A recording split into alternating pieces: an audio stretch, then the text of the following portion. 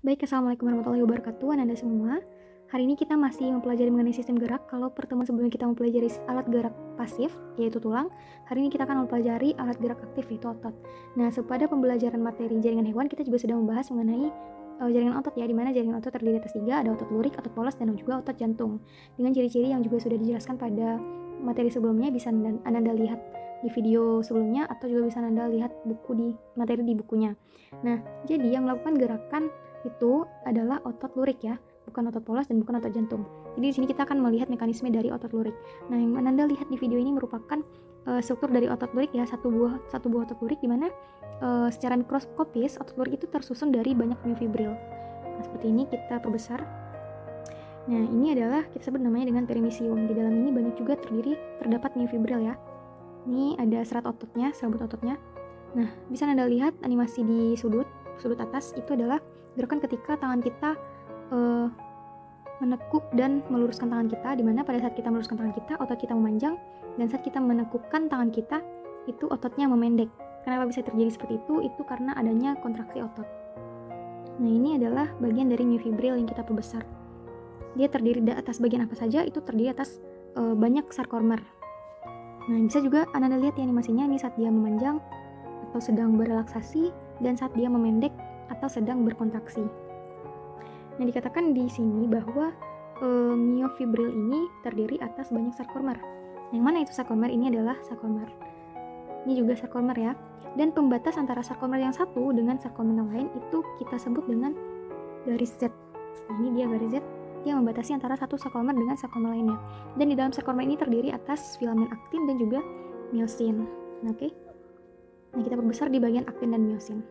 Nah, ini adalah bagian-bagiannya ya. Ini pada saat dia melakukan kontraksi, dia memendek. Dan saat dia melakukan relaksasi, dia kembali ke bentuk semula atau dia memanjang. Nah, ini merupakan aktin. Aktin itu adalah yang warna putih ini ya. Warna putih ini adalah aktin. Kemudian ini adalah miosin. Miosin ini adalah yang warna merah. Kemudian ada garis Z tadi yang membatasi sarkomer satu dengan yang lainnya. Ini dia sarkomer, satu sarkomer. Kemudian ada 3 pita di sini, ada 2 pita di sini ya.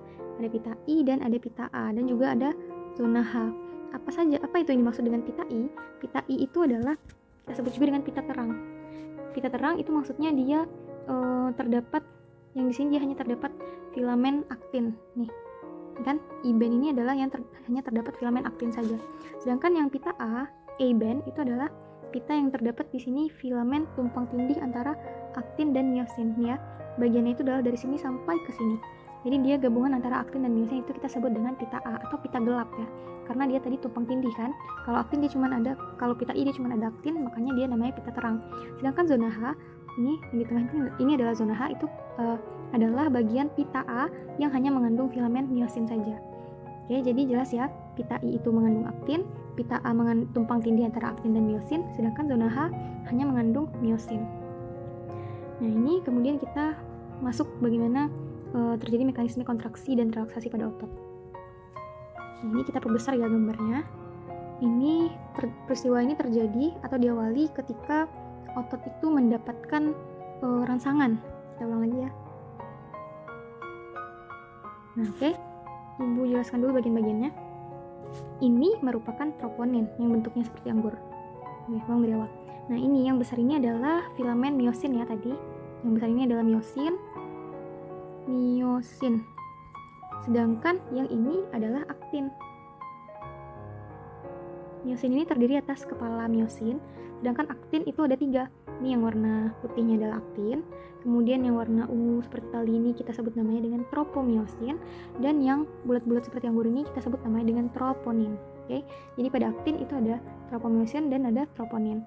Jadi mekanismenya itu dimulai ketika otot mendapatkan rangsangan yang menyebabkan asetilkolin dalam otot itu membebaskan ion kalsium. Nah, ini warna hijau, ya kita ulang ya. Kita ulang. Yang warna hijau ini merupakan ion kalsium. Ca2+ ya. Ca2+. Nah, ion kalsium tadi menempel pada bagian troponin. Lalu, apa akibatnya jika ion kalsium menempel pada bagian troponin? Nanti bagian troponin itu akan ikatannya akan renggang. Jadi troponin itu ibaratnya pengunci ya. Pada saat ada ion kalsium, penguncinya jadi lepas dan ikatan tropomiosin jadi renggang. Pada saat ikatan tropomiosin renggang, si aktin ini jadi berubah arah. Sehingga yang bulat-bulat ini tadi kan dia tertutup sama si tropomyosin.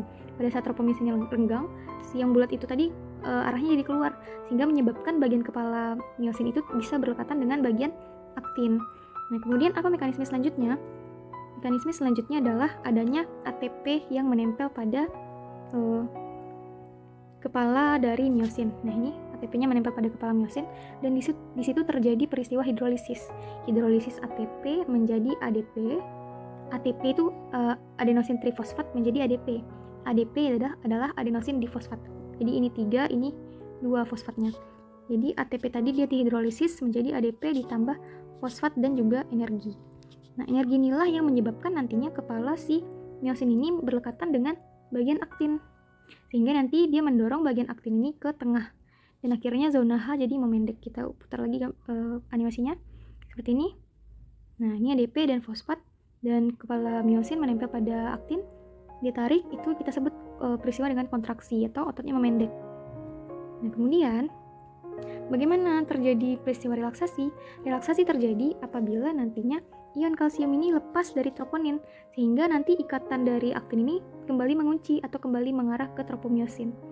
Nanti yang bulat-bulatnya ini kembali terkunci sehingga ikatan dari kepala myosin itu akan lepas, dan disitulah nanti akan terjadi peristiwa relaksasi. Oke, kita putar lagi gambarnya. Nah, ini masih kontraksi ya. Nah, kemudian nanti kalsiumnya akan lepas. Nih, kalsiumnya lepas dan dia tertutup, dan terjadilah relaksasi, ototnya kembali memanjang. Jadi seperti itu ya mekanisme kerja otot, kontraksi dan relaksasi. Ini kalau kita lihat gambar satu dari sarkomernya.